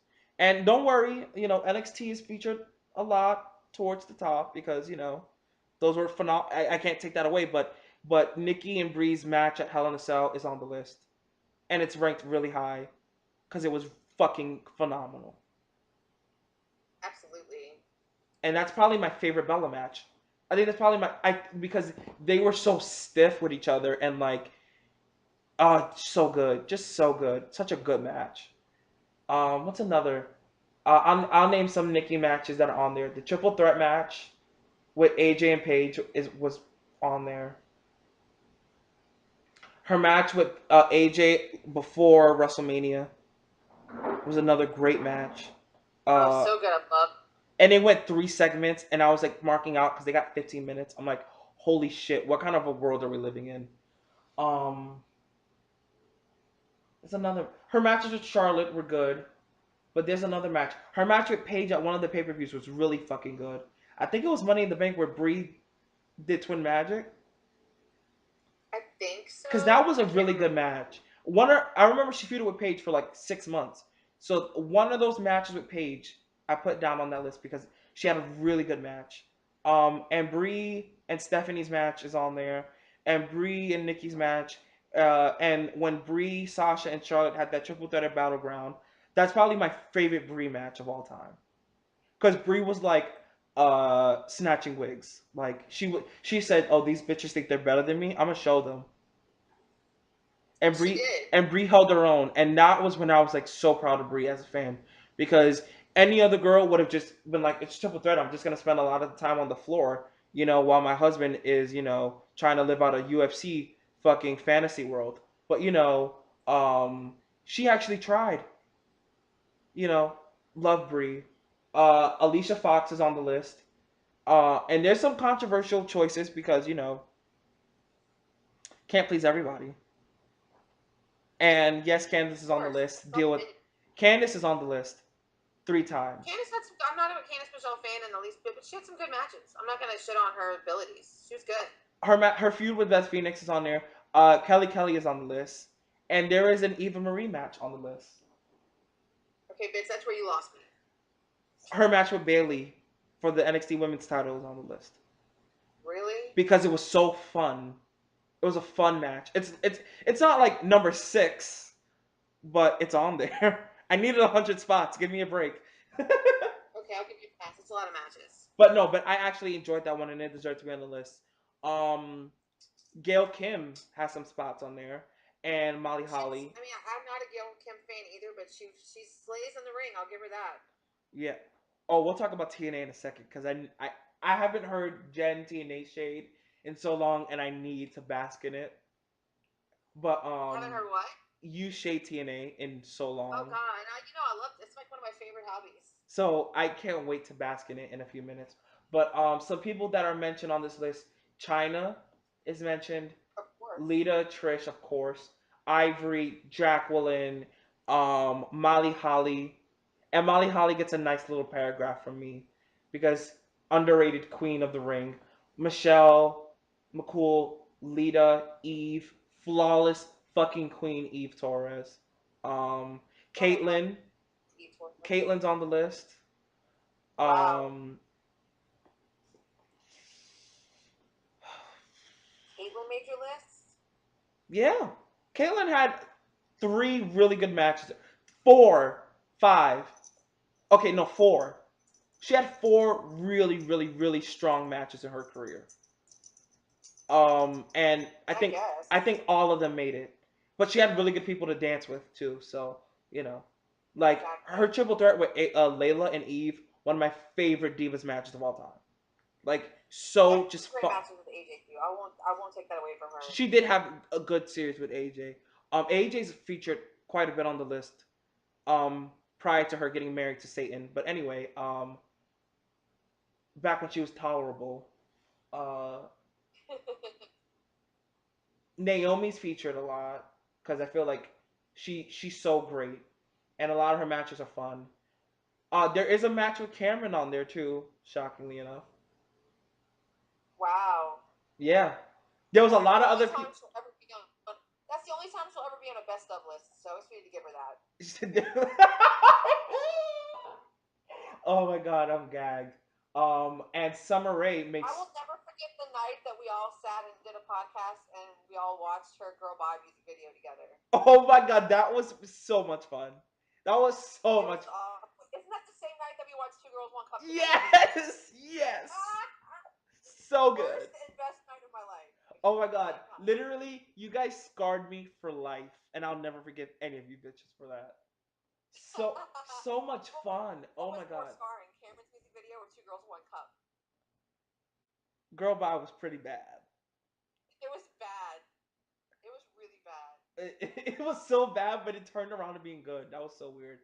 Like, I would really rather watch Two Girls One Cup while eating a chocolate ice cream cone than watch the Girl Bye video again. I'd rather watch Two Girls One Cup while taking a shit and putting it in the cup in someone else's face than watch Girl Bye. That's disgusting. You know, but I wonder what Cameron's doing now since she said she doesn't want to work the indies. Or couldn't get booked. But anyways, and I have sources confirming. But that's not shocking either. I've kind of heard rumors as well. Yeah, nobody wants to hire somebody who doesn't know how to pin someone on their shoulders. Anyways, she'll never. I'll never forget when she pinned Naomi backwards. Dude, I was so pissed. Oh, Raph, bitch, shut. I was like, literally, I was watching wrestling with my mom and my family, and she did that, and I yelled, "This bitch just pinned her on her stomach," and I got in so much trouble. Like, there are, like, mistakes, and people make mistakes, but that wasn't even a mistake. Like that a botch, like botches happen. Fuck up. Botches happen. You're never gonna have a perfect career where you never make the best wrestlers in the world botch from time to time. It's just happens. You know, Oksana botched all the time, but she still is the greatest worker. I mean, sorry, Shawn Michaels, but you know, that was like Rosa Mendez punching Jillian Hall when they were both on the heel side of a lumberjack match. Bad.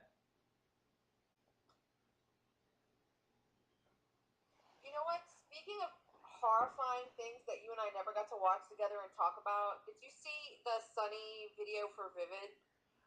I didn't see it, but I was listening to a podcast on the way to a show, and I heard a portion of it. So was that on the porn site? Was that under the queef fetish? It was awful. I saw the whole thing.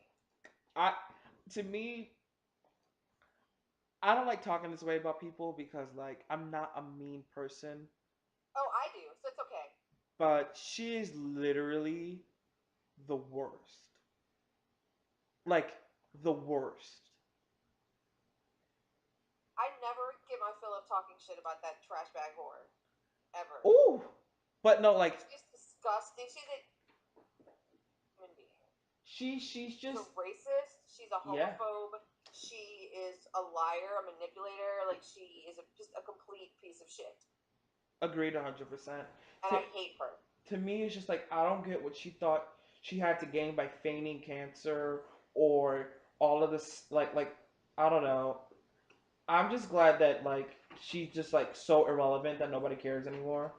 You know, like, you know, I don't get why she's still in the Hall of Fame, but whatever. You know, and technically speaking, she wasn't even the first diva. China was the first diva when they made WWF.com, and she was the first person to have a Divas icon on the website. And Jake told me that, so I believe him. So, you know, whatever. I feel like every podcast I do is somehow going to have a way for me to talk shit about Sunny somehow. She's just the worst. Like... And that video, let me tell you, okay? Ugh. I got a lot of sex in my lifetime, okay? I'm not ashamed. Like, I get mine, okay? Not recently, but I get mine. And that was the most boring thing I've ever watched. She looked so unhappy to be there and just bored as fuck. And it was gross. Like, Sunny, like, 10 years... Sunny now, no. Not attractive. Gross all the way around. Well, you know the guy who did the porn with her did an interview, right? No, I didn't know that. He was on this podcast called Wrestling Soup. And they interviewed him, and he talked. He was trying to be nice, but he was being so, like, subtly shady about her. and he like didn't enjoy working with her, and yeah, like it was a very funny interview because he was like not a fan. I'm gonna totally look that up because I want to see it. It's so funny, and they play the porno while they're talking to him, so it's so Oh, great. that shit was so bad. It was so gross. Like just, and the fact that she wore her Hall of Fame ring throughout the porno was just felt super disrespectful to me. Like, really, bitch? Nobody can ever shit on what China did versus what she did. Like China's things were hot. Like I'm Oh, I sorry. watched China shit. That shit. I mean, I wasn't doing anything to myself with it or anything because it's China and I have a lot of respect for her. That shit was not bad. Honestly, it was not. No, China's porns were not that bad. I Like thought the little the one that she did that was kind of like a parody like of the Royal Rumble was a little off, but everything else was fine. yeah, I mean, She looked great. She just seemed really into what she was doing. Like it worked. Sunny's was just disgusting. Sunny was doing it just for the money, and you could tell she was not having a good time. The guy wasn't having a good time. It was just. Uh, let's talk about something else. Let's talk about how bad TNA is. Okay, Um, actually, TNA God. is not that bad. I love, and I'm gonna get a lot of heat from you from this. If I were to pick who's the wrestler of the year, I'd pick Matt Hardy. Oh, this bitch right here. Besides his personal life and his choice in wives Oh, that bitch. and we'll get into Oh. her, I'm sure. But besides all of that, like if you look at what he's done to his career and he's been able to completely rejuvenate himself, and the fact that that final deletion shit bumped up the ratings pretty significantly for TNA. I mean, TNA went viral, which never happens. Yeah. I mean, and they had a huge boost in ratings.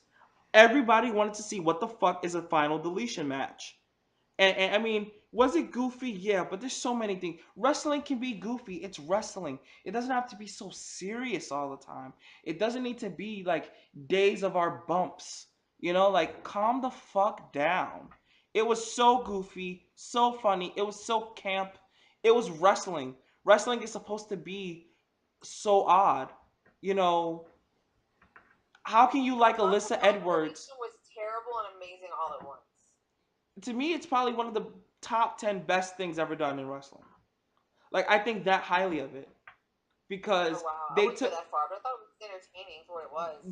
because I think that what they did was they made this angle. This angle has had a life of its own for the past almost 6 months. I think they've been feuding, and they've been able to keep it fresh and interesting and Brother Nero and Ova and delete, like people are quoting them now, and you know Vince McMahon's company decided to have a little bit of fun in that area too and flopped miserably.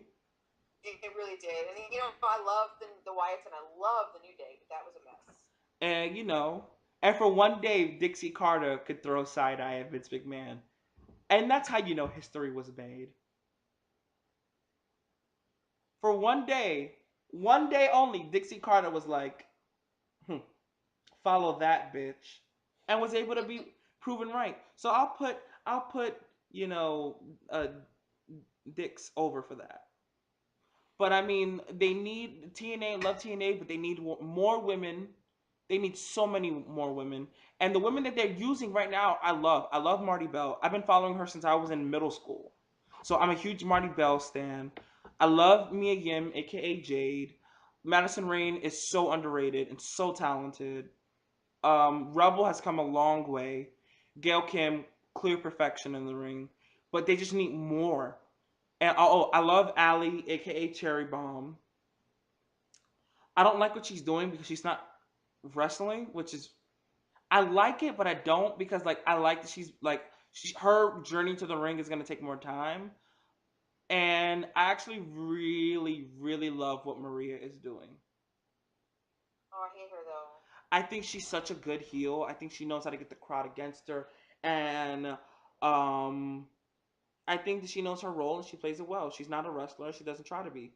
She's just a manager, and I think that's commendable because a lot of people that are managers, maybe managers behind the scenes, blowing Bully Ray, think that they can wrestle, but whatever.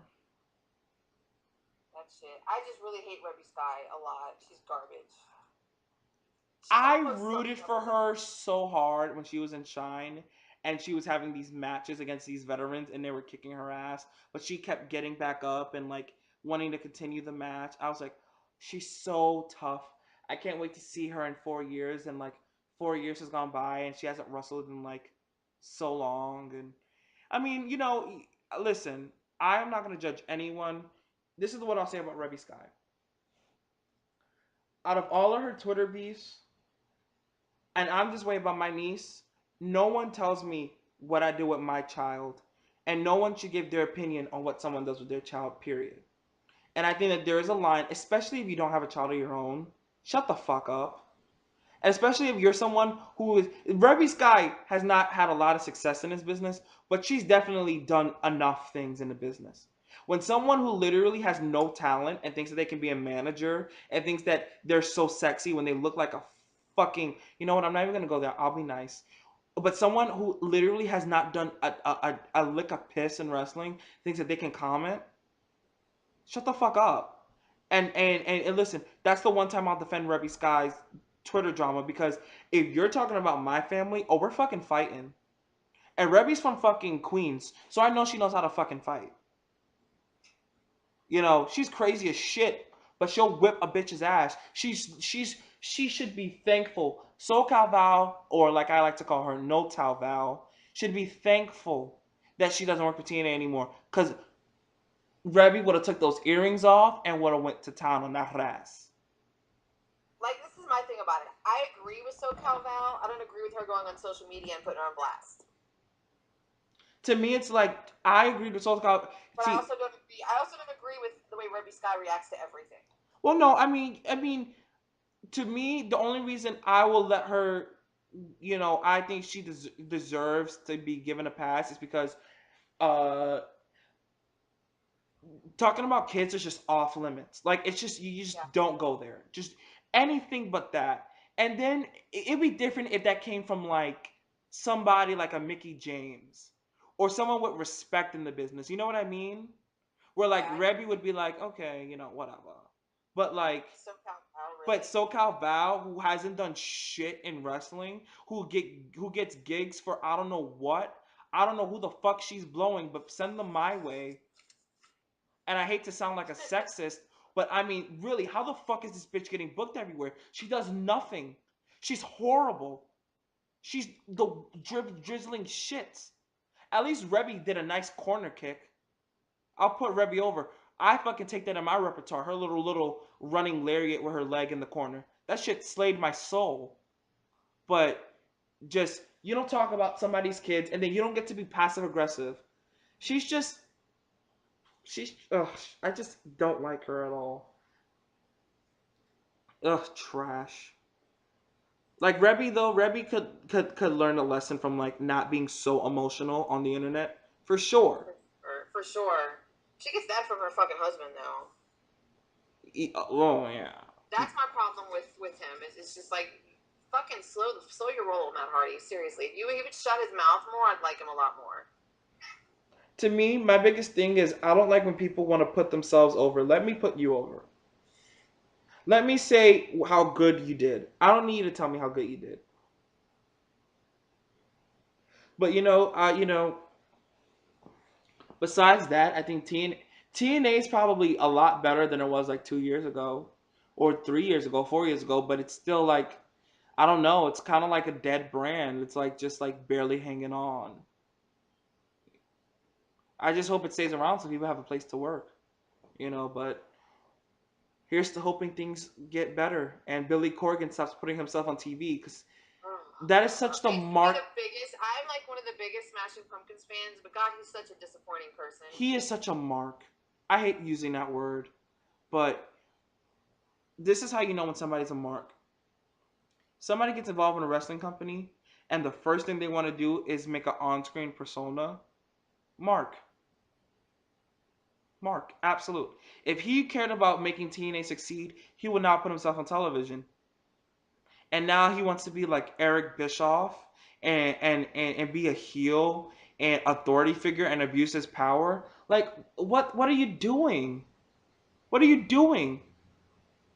Just frustrating watching that, because like TNA has like these good spots where like the women bust their ass and they're really trying and they're giving the women good things, and the main eventers are trying because they're trying to make that belt mean something, and everyone is really trying, but it's like it's just Billy Corgan just irks the shit out of me. It's just disappointing because I was the big like junior high and high school, like Smashing Pumpkins was it for me. I loved them, and it's just like, oh, he's so gross. I wish So EC3 would go back to WWE though. I think he'd be a hell of a character now. who? EC3. Oh, I love EC3. And you don't hear me say that I love a lot about TNA, but I love EC3. So good. So good. You know, Sid Vicious's son is one of the contestants on Big Brother this season, huh? Oh God. Frank.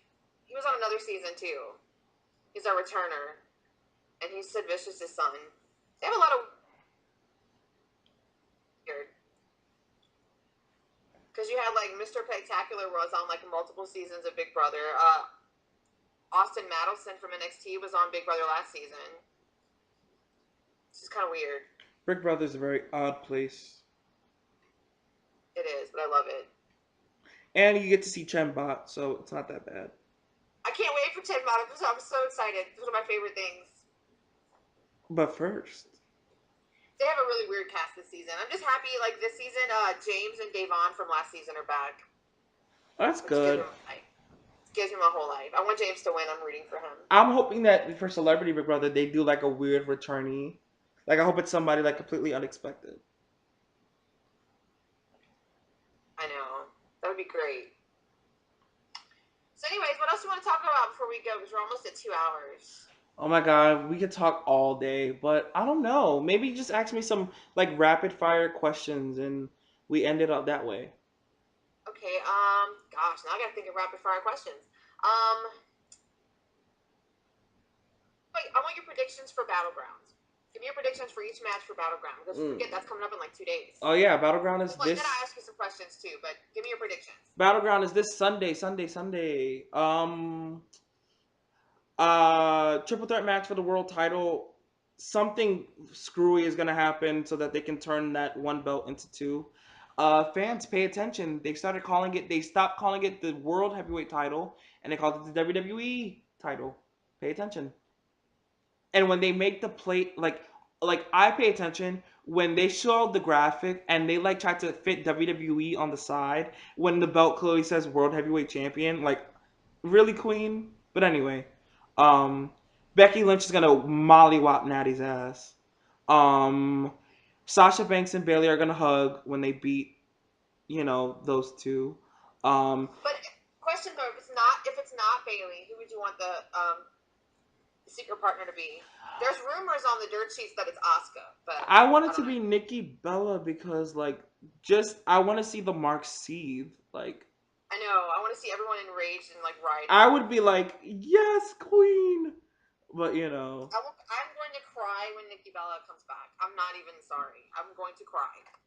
If it's not Nikki Bella, I hope it's like a diva of the past. Like if it's a mystery partner, I hope it's like just someone random. Like maybe Emma, but I think Emma like back Trish, back like Lita, or like the ghost of Eddie Guerrero. The shade, but It's shady. It's just no, because she's like obsessed with Eddie Guerrero. So I thought it was like all you hear is like the Mamacita playing, and then just like floating Eddie Guerrero. And like they take a bump and get like a frog splash. Oh my God, so funny.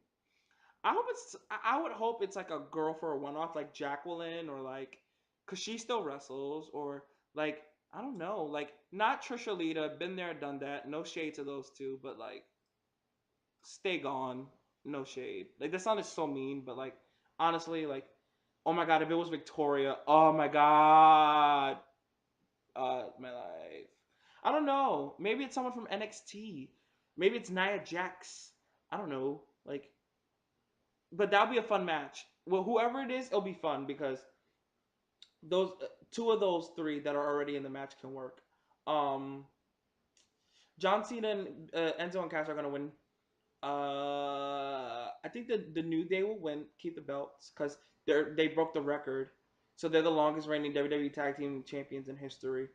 Um, which is Are you as excited about Budio cereal as I am, or am I the I only one? really want to buy it to see if it tastes like ass. I just want to see if it tastes like ass. It It's probably won't. gonna be so disgusting. It won't, cause that'd be I wonder how gross. much they're gonna charge for a box of fucking cereal. Probably like $8, like something egregious. Because I don't even eat cereal. I buy cereal, and I've had these little like cereal containers that keeps it fresh. And literally, that same cereal I bought 6 months ago is still sitting in those containers and never eat. I never eat cereal.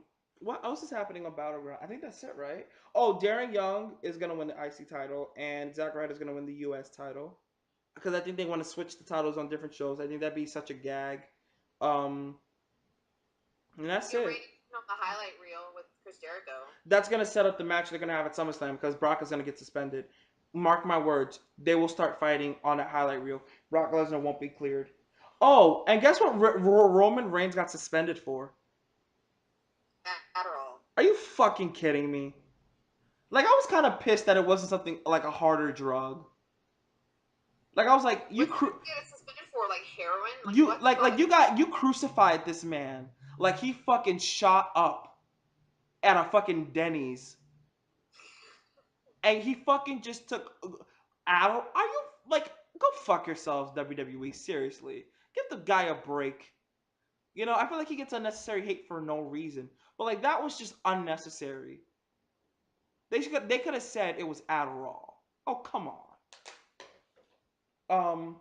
And I hope Brock Lesnar gets suspended because what's good for the goose is good for the gander.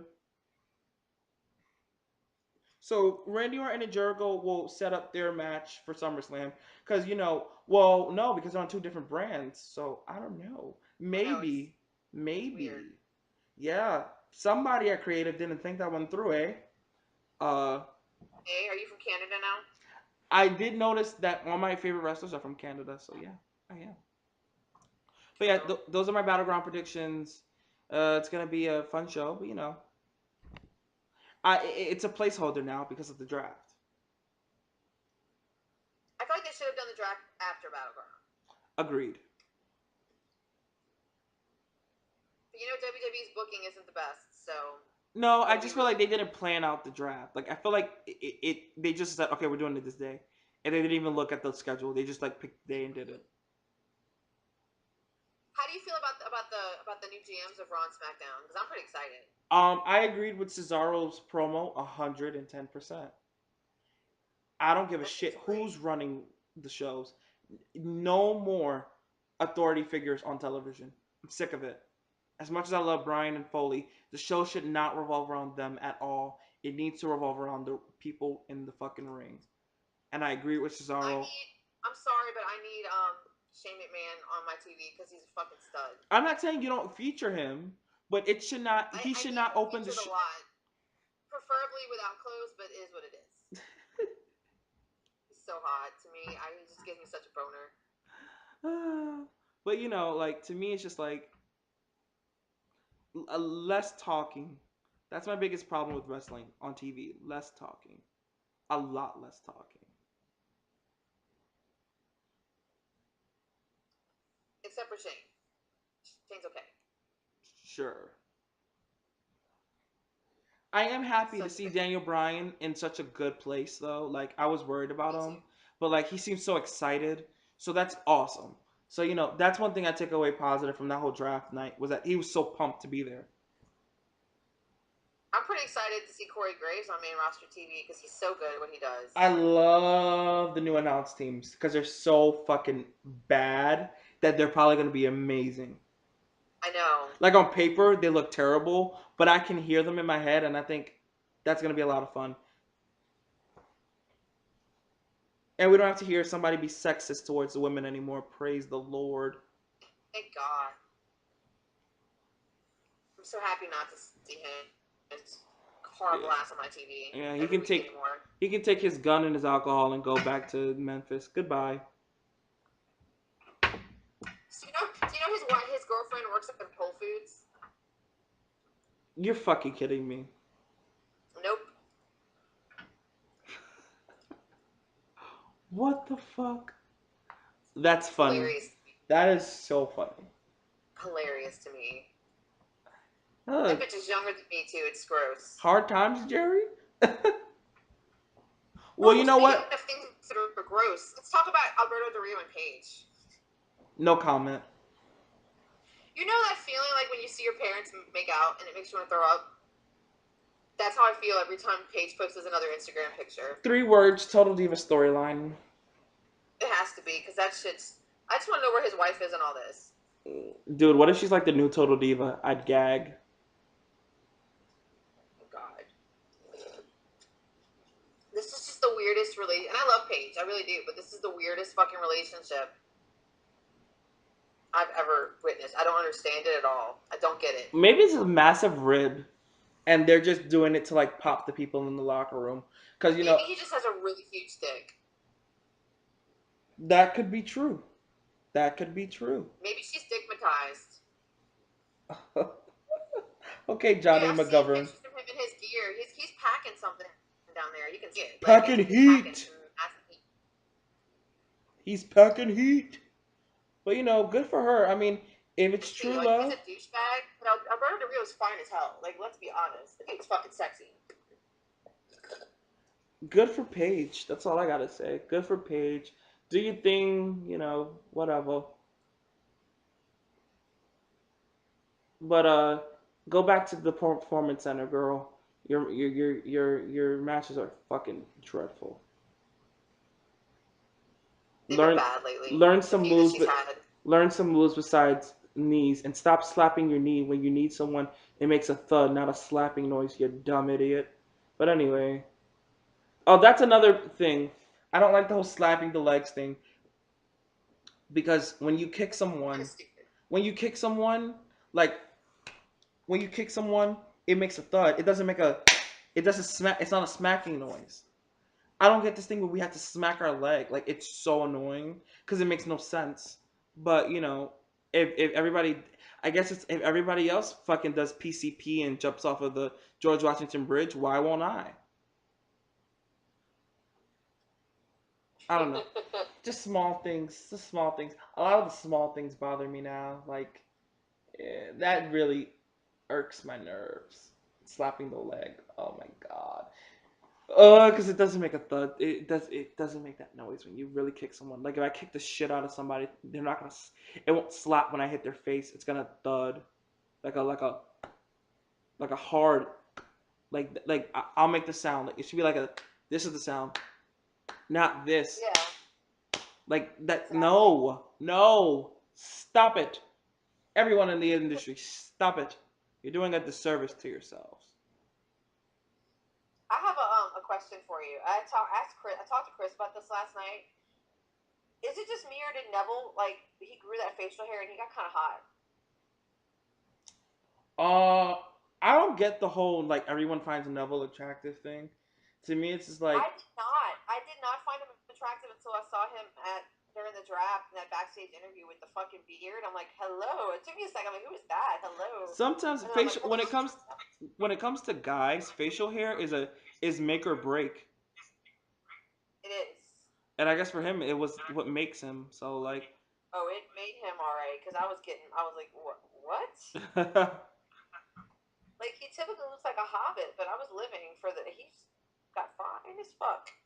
And Neville can go. I can't wait for him to be back doing matches because he's fantastic. such a bummer. What happened to him? I love watching him work. Love watching him work. And he'll be on Raw, so he'll be cruiserweighting it up. So. Oh yeah.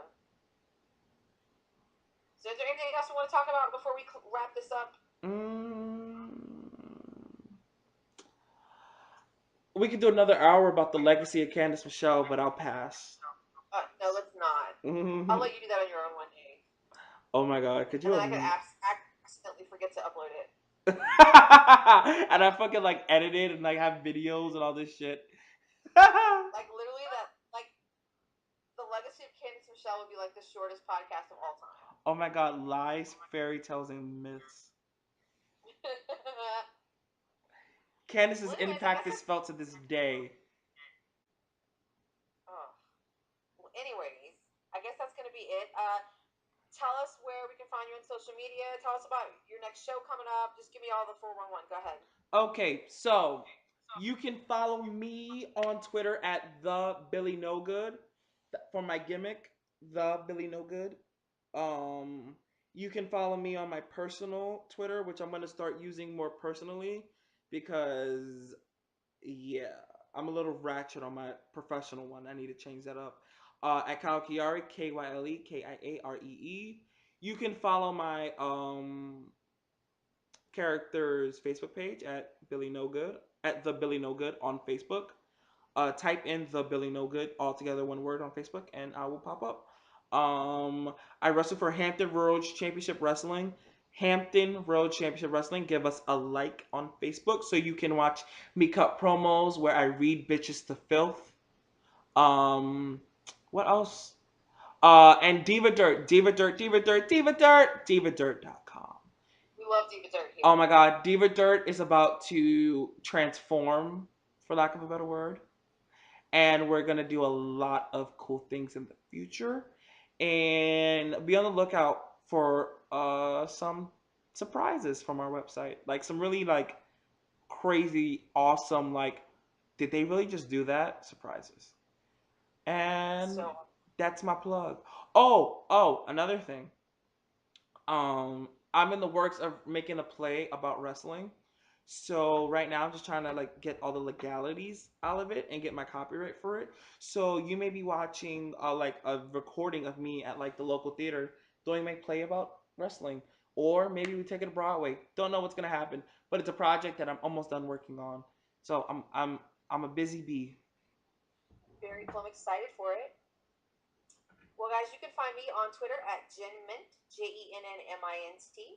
Make sure you get on Facebook and join our Facebook group, Ladies of the Squared Circle. And make sure you check out Hampton Roads Championship Wrestling on Facebook.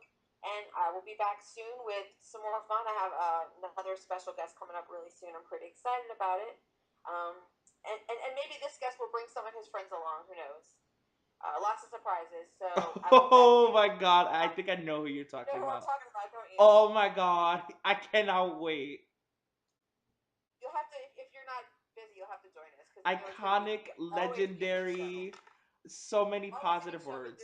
with this guy and his friends. So Like I'll be back Entourage, soon. someone needs to get their Actually, ego I'll be checked. recording that early in the week, hopefully. Hopefully, you have some So security at the studio.